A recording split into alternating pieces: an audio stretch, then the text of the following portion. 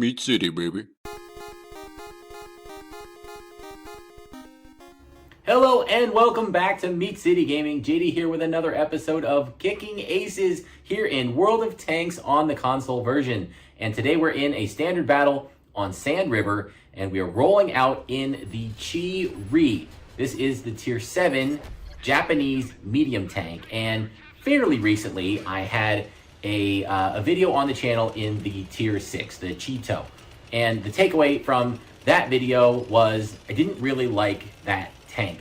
And unfortunately, the Chi-Ri is pretty much the same. It is a slightly bigger, slightly better Cheeto, and it's at tier 7. And nobody wants to be at a Cheeto facing tier 8 and 9 tanks, which you will do in this thing. It's not bad at anything, but it's not even good at anything. Its speed is okay. Its armor is pretty bad. Its gun is okay, but I don't even have the top gun unlocked on this tank. I think this gets the 3-round autoloader as the top gun, and I only have a single shot gun. We'll see at the end of the video. In the post-battle results, I actually rank up, and I think I earned the top, I don't know if it's engine or tracks. I think it's engine. I earned the next engine for the tank, so we don't even have that in this battle. But even fully upgraded, not a super enjoyable tank. So we're in Sand River, and I'm trying to figure out where to go. Fortunately, at least, we are top tier in this battle, so we don't have to worry about those really big boys at tier 8 and tier 9. As we're getting ourselves into position, I decided to kind of play in the midfield here. I didn't want to go all the way up the hill. Again, this tank isn't very fast, and get up to the corner. I just didn't think it would be worth the effort to get up there. So we see a snake bite gets into position. He fires at us and bounces, and we put a shot into him in return. The snake bite is very, very poor on its penetration value. So even the mediocre armor on this tank from the front is going to bounce at the snake bite. So that was pretty good. Fine exchange. We put one shot in. I think the average damage on this gun is like 140 though. So you're not putting big chunks of damage into your enemies. And then as we retreat and go back up to the ridge to try and spot again, we see our opposite number, a Chi-Ri on the enemy team, also getting into position. And he's kind of just driving up the middle of the map and comes right around the corner. Some bold plays here from the enemy Chi-Ri. And so, yeah, these two tanks are fairly evenly matched. And then as I'm engaging in this guy, my tank lurches to the side. The snake bite came over the hill and rammed into me. And there's two things you don't want to do in a snake bite. You don't want to shoot things, especially in the front, because your penetration is terrible. And you don't want to ram things, because your tank is tiny and very light. So I don't know what that snake bite was doing, but he hit me and did very little damage, probably gave me more damage in return. And then his wreck helped me give me cover for the rest of that engagement with the Chi-Ri. So we got him down to pretty low health. And then I think it was the 40 TP on my team up there in the corner, put in the finishing blow. So we come out of that. We definitely took some hits. We took some damage, but we came out getting the kill on the opposite number, or our team gets the kill. Then we see an ARL 44 across the way. He puts another shot into us. And again, this is just one of those like bad engagements. It's just chunk for chunk, back and forth. He fires fast, I fire fast. Taking a hit, taking a hit, taking a hit. But thankfully, again, teammates up in the corner. This time it's the SU-100Y, the box tank. He puts in the final shot to get the kill and helps us out again. And now right back into it one more time. We've got a Tiger P around the corner, and that's a really well armored tank. So I put a regular round in, and even if I'm aiming for the weak points for that mid plate, which is very flat, the tank is very well armored, and those rounds aren't going to go through. So we switch to some premium rounds, and now we'll have at least some chance. Here we go, flush into the side. We also damage his ammo rack. What we really want to do is be hitting that cupola, the weak point up on top. For some reason, I overextend here. I tried to go for the mid plate again, and the shot went into the ground. The accuracy on this tank is suffering, but that last shot, we were able to take our time, aim for the weak point. We put it in and take out the tank and secure our first kill of the game. And it looks like we secured this flank, but boy, is this battle close. We're up one tank, 6-5. Never mind, it is a tie game. 5 tanks on each team, and this is a really close battle. And we don't have many hit points left. Now, at tier 7, there's not a lot of tanks that can take us out in one hit, but there's some. And I don't think anybody's going to be slinging HE at us, but yeah, we could probably be taken out in one hit. I'm not sure. There's some tank destroyers. The Yag Panther, I don't think that gun gets big enough, but certainly close. So the Yag Panther there was kind of hanging out in that mid-range, and we were able to poke over, get the gun down, and put a shot in. And then it looks like he doesn't want to stick around there and be fodder for us. So he heads down the hill into the middle, and we've got a heavy tank down there. And it looks like he's dropped off the radar for a second. There you go, he pops back up. We're moving into support, but our heavy tank down there, looks like that's Black Bear in the Carro P88, takes care of business and removes the Jagdpanther. And now all of a sudden, it's 5 tanks to 3. Things are looking a little bit better. But again, my tank's not great and I'm on low health, so I can be taken out quickly. And 5-4 is certainly very close again. So 1 artillery on each team is kind of like, if we get the next tank kill, I think we're in good shape. If the other team gets the next tank kill, it's still going to be a battle. So we want to flank around now. We've got the middle secured with the Carro P88 there. And we've got the same push here. I think that's probably still the P40 that was helping us earlier, pushing way up wide, and we're coming through, and there goes the tank destroyer. The AT-8 gets taken out once again by our heavy tank, and so now we're in pretty good shape. So we see the artillery, and there we see the medium tank that's left on the enemy team. He is in about the worst position that we could possibly imagine. He's all the way by our base. He's going for our artillery. There is nothing that we can do to get this guy, but he probably can't cap out before we would be able to get back. This is a fairly small map, Sand River, and our heavy tank is there as well. So we know the artillery is up in this corner. We know the medium tank is over by our base. It looks like the heavy tank's going to head back and with the artillery try to take out the medium. And me and this other tank here with the heavy falling back in support will try and take out the artillery, and then whoever wins, go and help the other one. It seems like with our numbers, we can do that. Unfortunately, the GW Panther, the artillery on our team, does get taken out by that PZ-T25. So it's 4-2. And I was hoping that artillery would just poke a little bit more. I didn't quite have enough of a shot there. I should have probably just chanced it. I mean, I'll take a 1 in 100. The gun reloads very quickly. Why not? But instead, he pulled back before I could get a really good aim going there. And so again, we're going to try and push in. And now I wish the 40 TP wouldn't have been quite so ambitious there. We could have gone at the same time, but there's still enough time. The artillery's not going to reload that fast. We see pop up the Carro P88 takes care of the PZ-T25. And as I come up, the artillery wasn't facing the right way. He was still reloading. He was going down the hill. We were able to lead the shot and put in that shot to secure the kill. And that was a really good game in the Chi-Ri, for the Chi-Ri. I was really happy with how that turned out. A lot of good engagements, a lot of good decisions, put in a lot of damage, help secure the win, get the last kill, 2 kills. Hey, that's nothing to be too upset about. Except when I got to the final battle screen, we see that somebody had a much, much better game. And that is Black Bear in that Carro P88. We saw his name pop up a couple of times that I mentioned, but if you were watching the kill feed closely, you would have seen his name pop up 8 times. 8 kills for Black Bear in the Carro P88. So yes, this is going to be a double feature. Let's see the battle replayed from Black Bear's perspective and see how he racked up those 8 kills.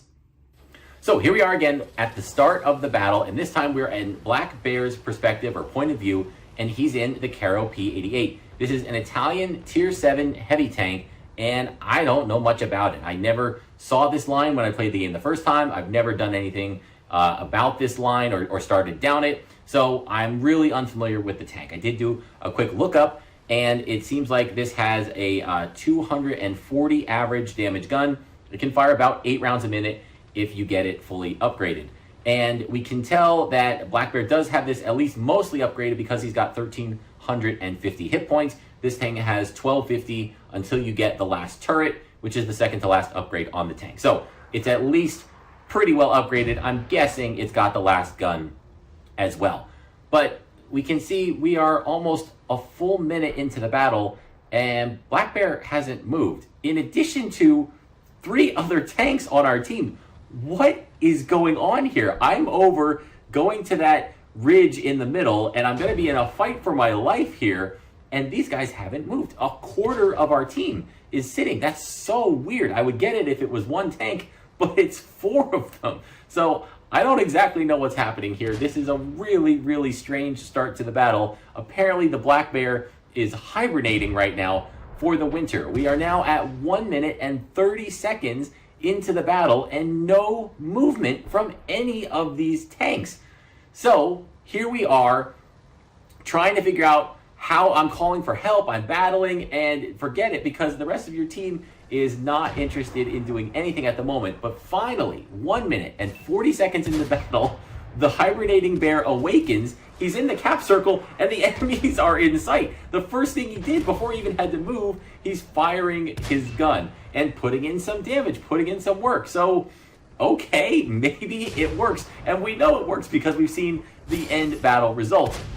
So, we know what I'm doing. I'm in that mid-ridge, and instead, Black Bear has fired now 3, 4, 5 shots, hasn't left the cap circle yet. The enemy has pushed really aggressively, and they could because a lot of our team was just sitting in the cap circle, and they kind of surrounded the cap circle, but that just means Black Bear doesn't have to go anywhere to start racking up the kills.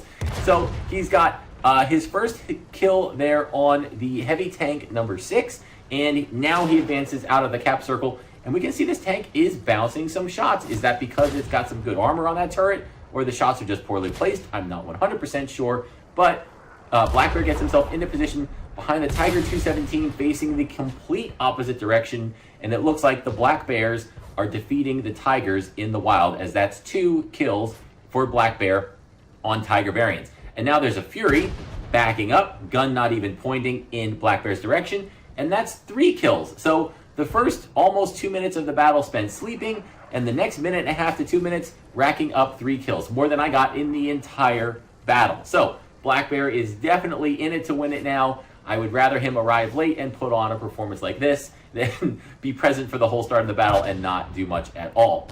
So the Yag Panther is up there on the top of the ridge. Remember, we do see him later, and we were able to put in a shot, and that might be what we just saw there. But Black Bear is kind of down here, protected in the valley, holding the middle of the map, and he's almost all by himself here. We can see it's 8-7, so the score is very close. 3 of those kills are Black Bear that he's racked up, and he's kind of on his own in an island right now because I have that help up in the corner, and it looks like some of those other tanks, there's a light and a heavy, still stuck in base.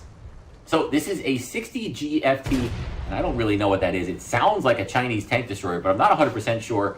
But it just barreled face first into Black Bear, and that's his 4th kill. The enemies are just feeding him right now. The hibernating bear woke up and barely had to move out of his cave before he started to feast.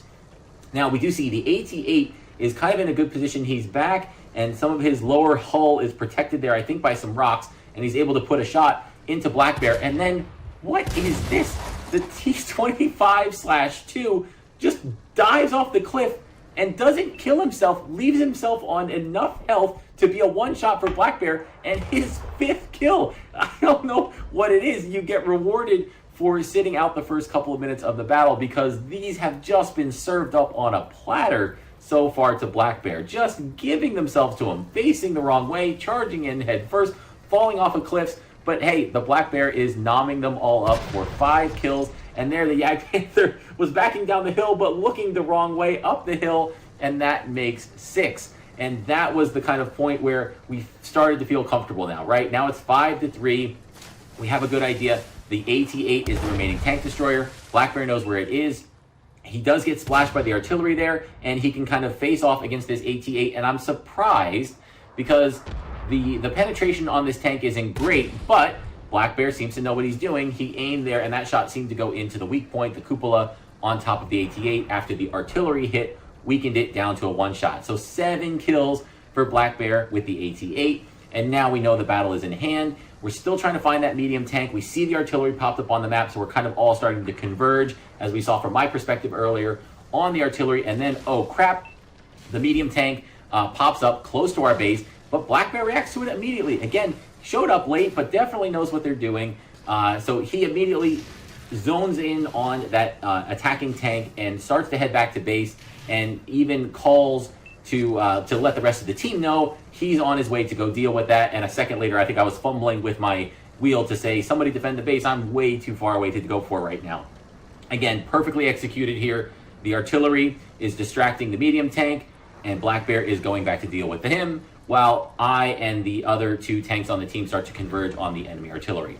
So we see the friendly artillery fall, as we saw from my perspective, and Black Bear, again, makes a great play here. Instead of chasing and going through the base and going all the way around the backside of the map. He takes the midline here and cuts. If the PZT-25 came around and started to cap, he's still right there. He's still very close. But if he goes all the way down the midline and tries to help out his artillery and attack the other tanks like me and the rest of the tanks that are pushing in on his artillery, then Black Bear is going to be in position to intercept him. And yeah, we've seen this play out. He was in perfect position again. The tank runs right out in front of him, has side-on shot, one kill, 8 kills. And we know that we very shortly after that finished off the artillery with our second kill.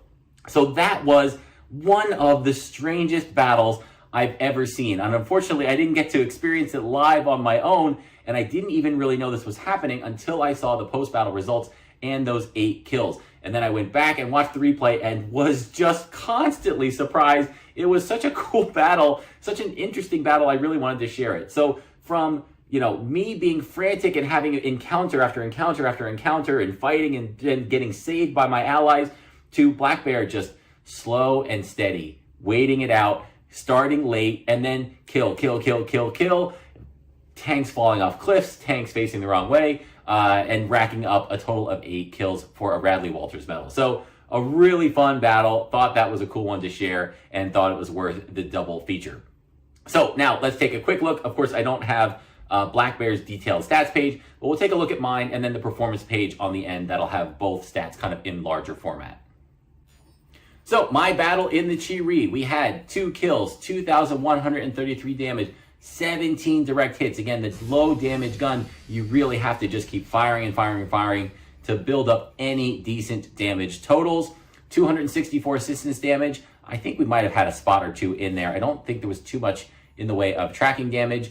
355 blocked. Oh, we must have, I know we bounced the snake bite once, and I'm not sure what else we blocked, but one more shot bounced off our turret there to give us that, and we did have a detection. 17,000 credits. We did run a profit. We had a premium account going at the time due to completion of a mission or something like that. Notice we barely would have made any profit, just 1,652 silver if we had a non-premium account at the time. We did fire a couple of premium rounds in that prototype, the Tiger P engagement, but most of them went in. I mean, we missed a couple. So, you know, this tank, it's a struggle. It doesn't make a lot of silver. It's a tough tank to get through on the grind. Certainly was for me. Maybe some of you guys out there really enjoy it or have a certain way to play it. And if you do, feel free to tell me in the comments, but I struggle with this one a whole lot. Looking at the medals, there is not too much here to talk about. A Fire for Effect and a second class mastery badge. That's one good thing, I guess, about this tank, is because it struggles in its performance and doesn't really have any great statistics. It's kind of easy to mark, it seems. A second class mastery badge for a game like that, yeah, that's not too bad. You can probably get an ace tanker in this relatively easy compared to some of the more powerful tanks in the game. So in the performance review, we can see Black Bear is on top in his Carro P88. 1,673 base XP, and we had 1,234. 1, 2, 3, 4. So again, the weirdness in this battle just keeps coming. 8 kills for Black Bear, 2 for me. So 10 kills, 2/3 of the team between the two of us. A really great game for Black Bear. And again, I was certainly happy with my outcome in the Chi-Ri. And then again, one of the weirdest stats, 2,446 damage and 8 kills to my 2,133 and 2 kills. Sometimes it's just, you know, the luck of when you put that shot in, for his shots to be always racking up kills and mine to almost never be racking up kills. And then, of course, Black Bear also had a nice 816 in terms of assistance damage. So that is going to wrap up one of the more interesting battles of World of Tanks that I have had recently. Hopefully you enjoyed this one. Thanks for joining me, and I'll see you next time.